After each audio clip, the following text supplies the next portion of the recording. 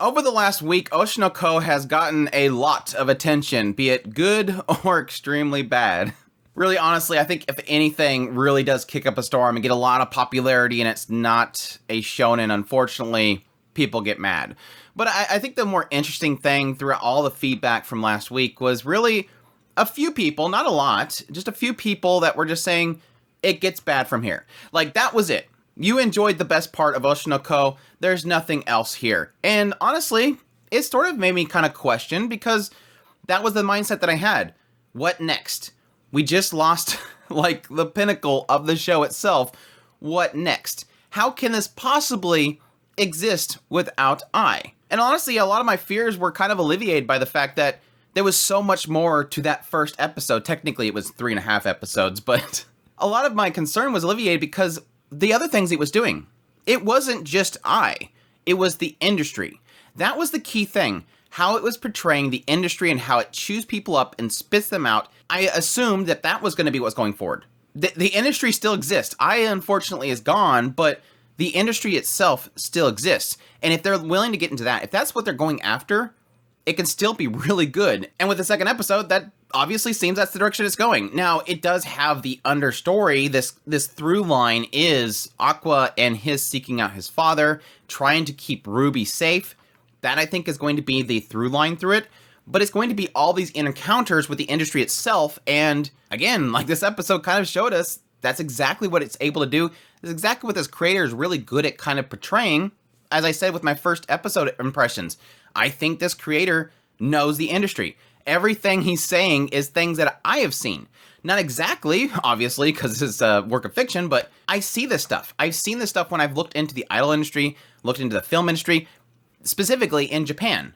It's a very political system. Like, everything is kind of ran by certain groups, and choices are made for the dollar or the whims or what they want to promote, not necessarily what you think is right. And they said it again in this episode. It's not always about who is the best. You can't get in there by talent alone. Sometimes they make decisions that are political almost. Not political as in parties and the government. I'm talking about the businesses themselves have their own politics. They have their desires, what to push forward, what not to. And I think it's already doing a good job with that. But yes, in the second episode, we have jumped forward 10 years after the incident with I. And we get two perspectives here. One being from Ruby, which is obviously this girl that died from an unfortunate tumor, wasn't able to get to her prime. Got a little bit of kicking into it again about the fact that she didn't have choices back here. And now she has choices. If she doesn't push forward, well, then what purpose is there? But her goal seems to be right now that she wants to be like her mother. She wants to be an idol just like her mother. And she's not going to stop at anything in order to get that. Despite the fact that it seems like this entire time, Aqua has been telling her, no, don't do it. Don't get into this. Which is kind of interesting because it doesn't really spell out if Ruby seen what Aqua's seen. Obviously, Aqua's already, deduced that his father's involved with his mother's death. Ruby knows that her mother died from a stalker. This isn't something that the two of them have different. It's just that they're seeing what happened differently. Aqua is jaded. He's gloomy. And this is his first real encounter with something really tragic. Aqua said himself in the previous episode, Ruby will be able to bounce back. Me, on the other hand, different story. And he doesn't know who Ruby is. But I think from our perspective, we know who she is and that, yeah, she's been through hell. And so she's more adept to a hellish situation. Now, it's a different type of hell, but she's seeing things completely different than what he's seeing. Unfortunately, Ichigo Productions isn't doing idols anymore. They're apparently managing internet personalities, and they've gotten away from the idol stuff. Their previous group fell apart, obviously, after losing their center and their focal point. And apparently, Ichigo himself just ran off and left Miyako to it. Go figure. Ichigo drags Miyako into this production company and forces her to have to take care of Ai's children. She eventually was about to call him out and then ends up becoming a mother figure to the two of them. And now she's basically running the company. It's kind of a sad transition for her as a character, but a beautiful one because, again, the fact that she's basically become a mother figure to these kids is so great. She's become so attached to Ruby. Enough that, yes, she wants to protect her, but at the same time, as a mother, she wants to push Ruby forward. She knows that she can't stop her from having these feelings of being an idol. That all leads to the many attempts for Ruby to find a company to go to. And yeah, apparently Aqua has been working in the background to keep her from it, which is super nasty. I guess that was kind of a direction I could see it going, but thankfully they didn't really stick with it. There was a little side of me that was kind of a little bit afraid that like the next 5 episodes is going to be Aqua basically stopping Ruby from being able to get into the idol industry, because it seems as if he has been doing that. He literally texted the company and said, "I'm sorry, this is Ruby, I am withdrawing," and then went off and got somebody else's phone, the director's phone, to call her and say that she didn't get in. It's super nasty. But again, it makes sense. Aqua doesn't want her to get in this industry. This industry will eat her alive and kill her.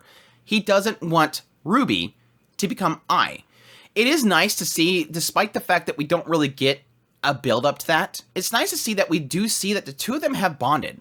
Ruby calls Aqua her brother, and Aqua wants to protect Ruby. They are true siblings, despite the fact that they have these previous life memories. They have formed a bond, a sibling bond, which I think is really cool. And I think this episode did well enough in kind of establishing that they do have a bond.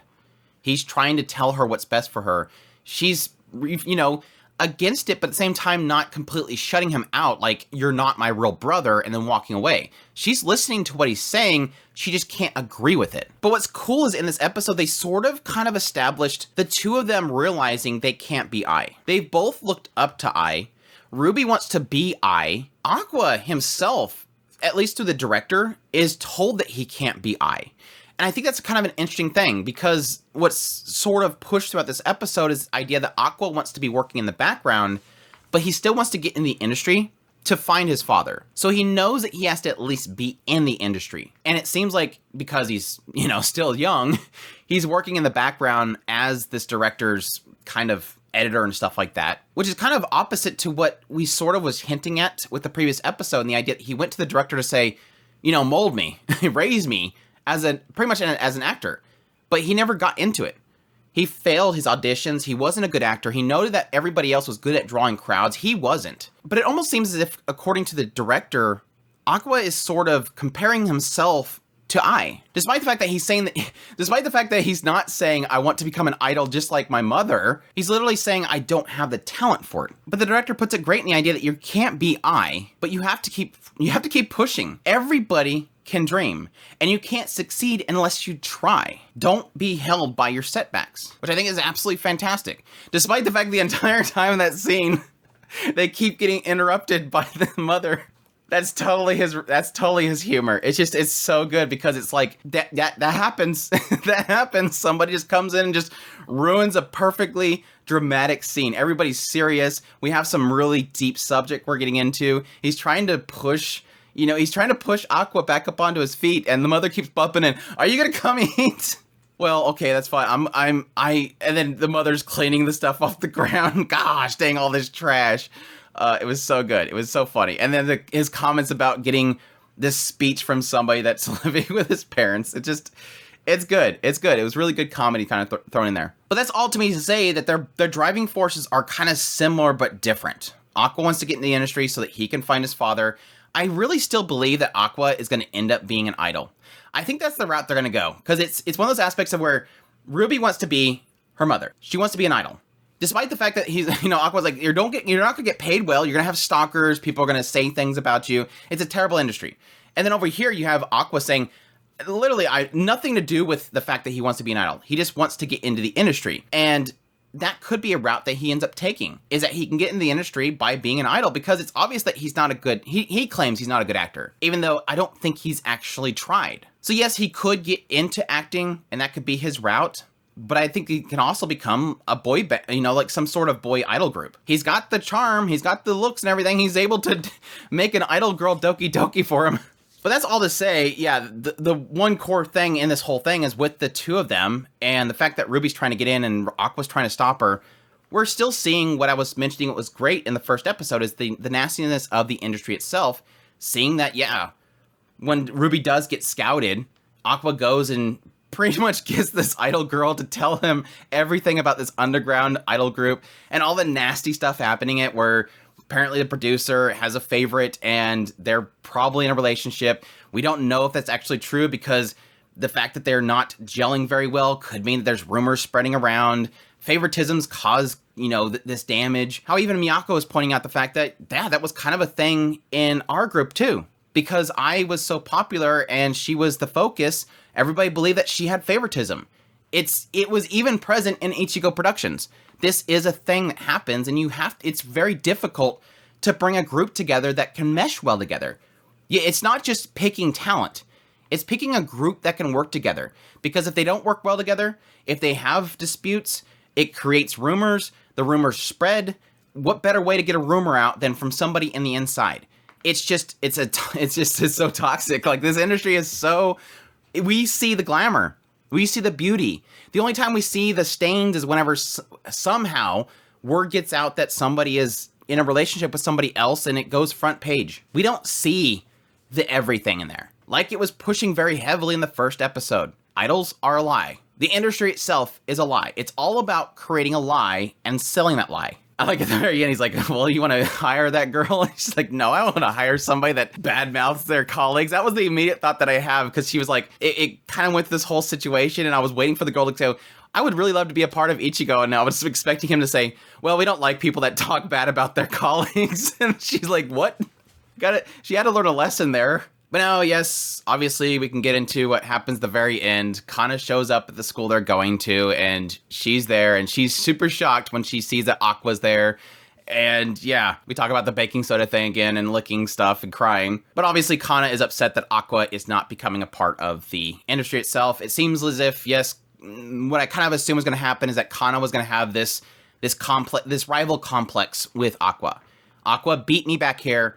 I'm going to prove myself and be better than him. Wait, he dropped out of the industry. That sucks. I can't prove myself to him if he's not in the industry. We'll see how that goes. I mean, that was kind of I don't know. I just don't see the necessity to have to always have a rival character. I'm assuming they're going to go the route that Kana believes that Aqua is her rival, but Aqua is just like, who are you? I don't really care. I'm not doing this for you. But I think Kana could be possibly a good way of pushing Aqua into the industry itself. She can be his route to going into acting still, not idols. It's just kind of surprising because it felt like how they were ending the previous scene with, the director telling him that, you got to keep trying, that he was going to say, okay, I want to become an actor. But now he's still joining as just general education. What's funny is I think they almost established what Aqua's biggest problem is at the very beginning of the show. Like, Ruby knows the fact that ever since Mom died, Aqua has been gloomy, which is understandable. She was gloomy too, but he's never bounced back. Again,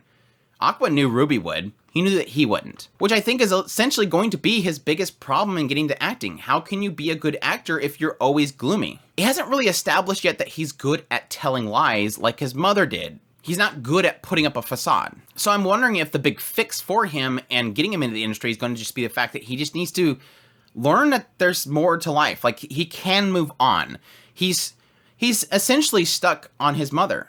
Unfortunately, but that's the case. And maybe his problem is that he can't learn to kind of set her aside to experience things in his life here and there. Even after 10 years, he's still on it. Which, yes, for different people, it takes longer to get over the loss of a loved one. Not to say that Ruby's not still upset about her mother, it's just that she's learned to move on and learn something that she can go after, which is to essentially be an idol just like her mother. But yeah, that's all to say that there's still so much in this show, and so I am really, really happy that even beyond the first episode, despite the it goes downhill from here comments, this is exactly what I was kind of expecting after the loss of Ai, is the aspect of just getting into the industry itself and how nasty it is, and people trying to get success there. And I think that could be a really great route for it to go.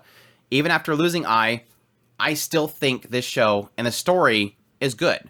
Now, there still is a side of me that I hope that it doesn't get so focused on Aqua has to find his father and take out his father. That stuff can get old, but I do think it's a decent through line. It is something to at least push Aqua forward. But my hope is, honestly, truly, is that I hope that Aqua at some point finds something else besides just that. And I think it's sort of establishing that as a character growth point. If he's so focused on this, if he ever finds anything else, it's going to be a great turning point for him as a character. I just know that he's going to end up being buddy-buddy with his father and then eventually find out that it's his father and go, crap, I don't know that I want to do this. But we'll see. We'll see. But anyways, that's my thoughts on episode 2 of Oshinoko. Still still great, still turning out to be a fantastic series. But I'd love to hear from you guys. What you guys think of the second episode? Let me know down in the comments down below. Hit that like button while you're down there. Additionally, if you're new to the channel, make sure that subscribe button so you get all my content. I do news, reviews, first impressions, top list. If it's anime, it's pretty much here. Additionally, if you want to support the channel more, I would greatly appreciate if you consider supporting us on Patreon. Tips link, super thanks button down below, as well as a membership button down there. I greatly appreciate it, but it does. And y'all take care.